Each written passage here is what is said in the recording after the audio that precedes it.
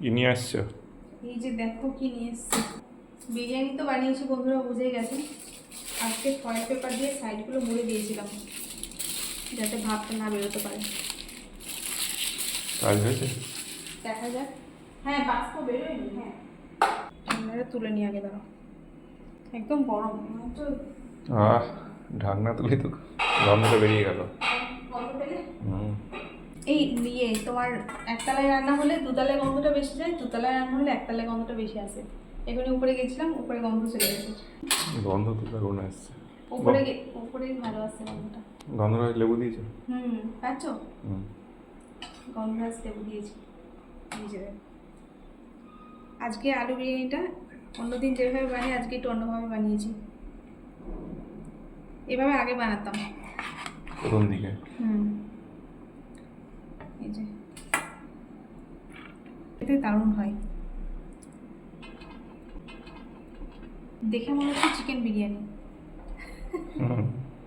কালারটা সেরকমই লাগছে। হ্যাঁ, অনেকদিন পর হলো আলু বিরিয়ানি না। আচ্ছা বলি, আজকে কিন্তু আলু বিরিয়ানি হলো, আজকে হচ্ছে দশহরা, মানে আজ থেকে আমাদের পঞ্চমী পালা হয়। মা এই সেই শ্রাবণ মাসে অবধি হয় না পঞ্চমীটা? হ্যাঁ, ওই অবধি যতগুলো পঞ্চমী পড়বে ততগুলো পঞ্চমী পালন করা হয় আমাদের। আর অনেক কিছু খেতে নেই, যেমন ডিম, ভেন্ডি, বিউলি ডাল, কচু, ওই ওই লালা জাতীয় জিনিসগুলো খেতে নেই, তার সাথে আটাও খেতে নেই, আটা ময়দা ওগুলো খেতে নেই। তো ওই জন্য রাত্রে তো রুটি খেতে নেই, তো ভাবলাম যে একটু আলু বিরিয়ানি করে দিই।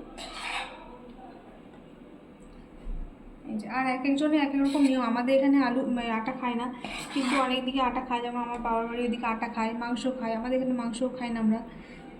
আর এক একজনে এক এক রকম নিয়ম, যাই হোক।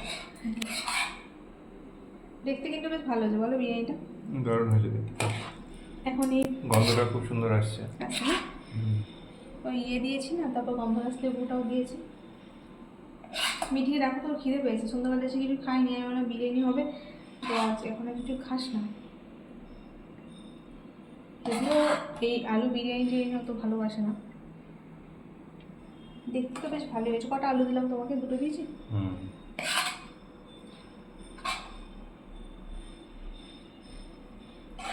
একদম ঝরঝরে আছে, ঠিক আছে?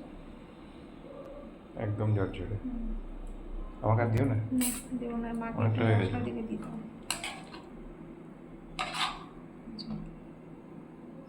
বসো খেতে। আর এই যে এখানে ও মিঠির বাবা কাটলো, আম কাটলো। আর এই যে এখানে দেখো রায়তা করেছি শসা আর পেঁয়াজ দিয়ে। এইটুকু টক দই ছিল, তো এটা দিয়েই করে দিলাম। আর এই যে এখানে শসা পেঁয়াজ কাটলাম গোল গোল করে, ঠিক আছে? আর মিঠির আম, এই যে মিঠি ওইভাবে খাই, তোর জন্য এখানে কেটেছে।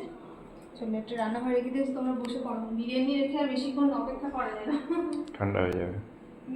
রায়তা তো পাতে পাতে যে যা নিয়ে নেবে তুলে, এই রায়তা পাতা নিয়ে নেবো আমি। হ্যাঁ, আর শসা পেঁয়াজ যে আম যে যার মতো তুলে তুলে খাবে। চলো বসো। তো চলুন বন্ধুরা, এখন আমরা খাওয়া দাওয়া করে নিই, আবার পরে দেখা হবে। সবাই ভালো থাকবেন, এখন টাটা। চলো বসো।